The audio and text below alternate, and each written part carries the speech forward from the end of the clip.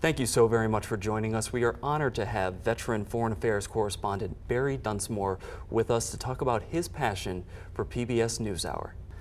Barrie, thank you so very much for joining us today. My pleasure. Now, as a veteran journalist, PBS Newshour is your go-to source for information. There are so many different mediums out there. All the major networks have their nightly newscast. But what draws you to PBS Newshour? Well, Ryan, it's one of those difficult things for an old man to always be saying things were so much better in my day and everything isn't so great today. And I swore when I retired that I wouldn't take that route.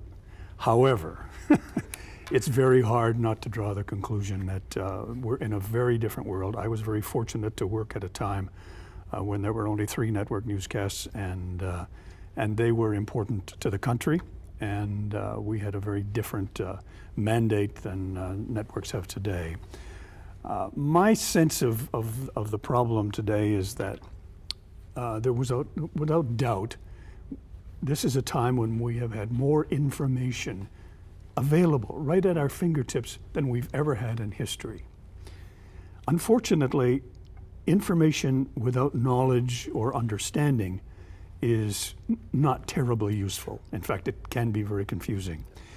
And what I think that that the NewsHour particularly, and I'm very fond of the NewsHour because I knew both Robin McNeil and Jim Lehrer, who founded it, worked with them in Washington, and I particularly worked and I'm very fond of Margaret Warner, who was the foreign affairs correspondent for the NewsHour.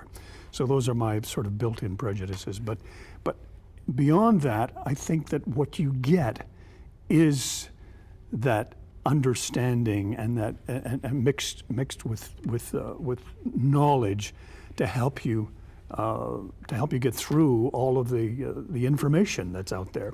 Because deciding what is good information and what is bad information is a very big decision for most people to make. And they tend to sort of go to their prejudices. But if they go to the NewsHour, they're going to get something that is largely unweighted of strong ideological content. But it contains a great deal of information which is palatable and makes people better citizens, better voters, and better people. Very well said. And as you said, there is so much information out there, but there's also a lot of misinformation. Nowadays, anybody can cite themselves as a journalist and say, well, I Googled it, or I saw it on social media. But as you know, there is a lot of research that is required to provide that quality product. And as a veteran journalist, you're drawn to PBS NewsHour, but public media as a whole. And why is that? Well, because I don't think that the current networks are doing a very good job of helping people to wade through this massive of information. Most of the evening newscasts will begin with the with the weather disaster of the day, and then the broadcast goes downhill from there. I don't find them terribly helpful in helping me to understand, and I have a pretty good sense of a lot of places of the world because I worked in them, helping me to understand the importance of the day's news and of what has happened. I think the networks do not a very good job at all. NewsHour does a very good job of this. And PBS NewsHour is just one example of the public affairs programs that we offer here on Vermont PBS.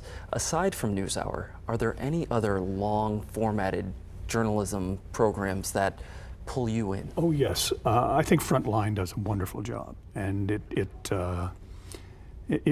gives an hour's attention to very important subjects. And most, especially in the area of foreign affairs, the material is so complicated. I mean, even people such as myself, I worked in the Middle East for most of my 30-year career as a correspondent with ABC. The complexity of Syria alone is greater today than anything in history, basically, certainly in modern history.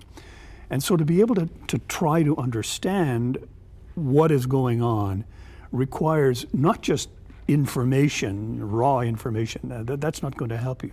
You need to kind of be brought through it. And the Frontline had an excellent program on Syria, a documentary inside Syria very recently that was very, very interesting and very, very helpful. On the other side, there are programs like the American Experience, and I recently had the real pleasure of watching American Experience tell us the story of the famous Orson Welles invasion from Mars of 1938. Now, that was just a little bit before I was around, but I was certainly old enough to hear about it in later years. And I'd heard many, many stories about it. I think I probably had heard it a few times, growing up and maybe even as an adult. But for the first time, I was able to sit back and watch exactly what it was that happened and what were the circumstances and why people, or at least so many people, really were brought into believing that the United States had been invaded by Mars. And it was very real, and the fear was very real. And it wasn't just a history lesson either. I think that one of the messages, at least subliminal message that I took from that show, is the importance as a political weapon of fear. And one of the things that bothers me so much about the media generally and our politics generally is that they're fear-laden. We're constantly trying to get people to be afraid of the Russians or of this, that, or whatever. And this is particularly troublesome in an election time because there's such an emphasis on fear. I think for the most part it can be said that PBS and its NewsHour and other programs, I'm not saying that they stay away from fear because I'm not suggesting that there aren't fearful things out there. There are.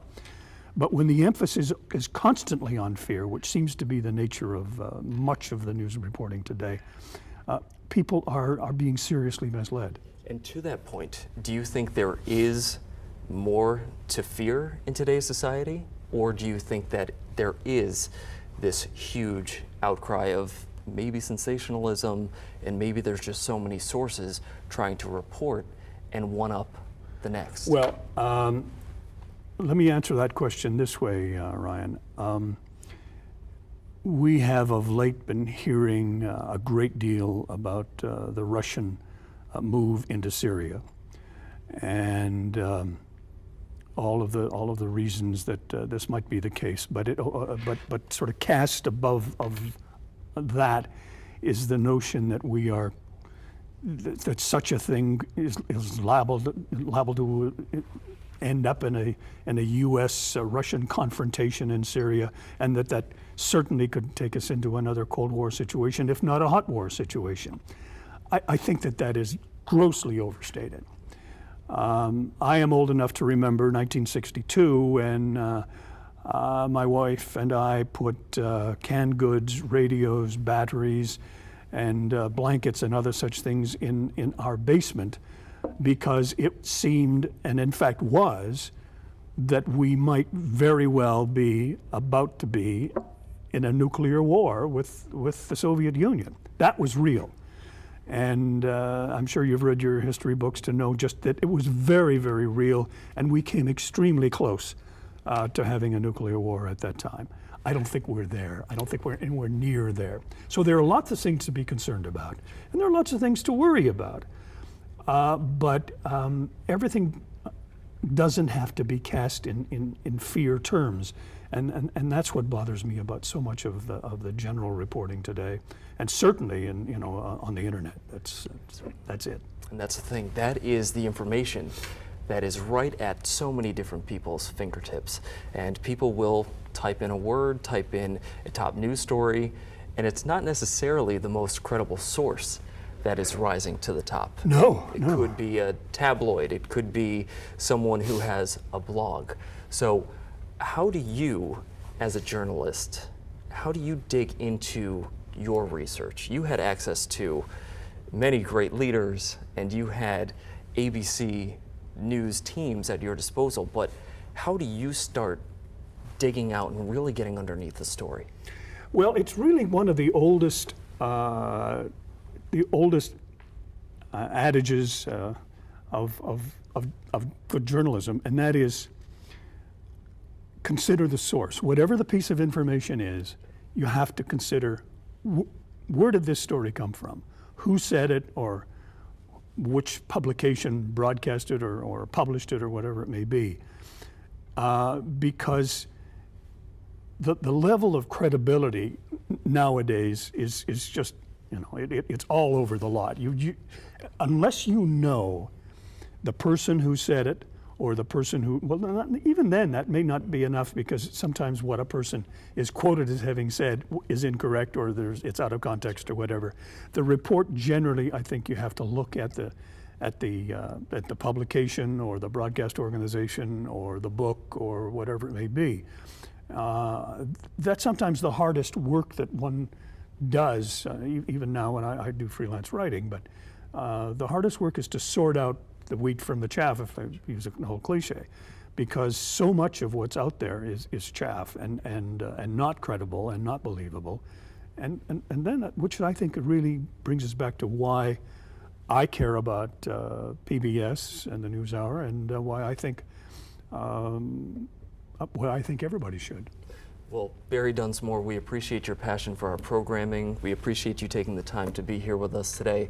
And once again, you are a veteran. You are someone who's seen news firsthand, and for our viewers at home, this has truly been a treat. So I thank you so much. Thank you. Thank you, Ryan.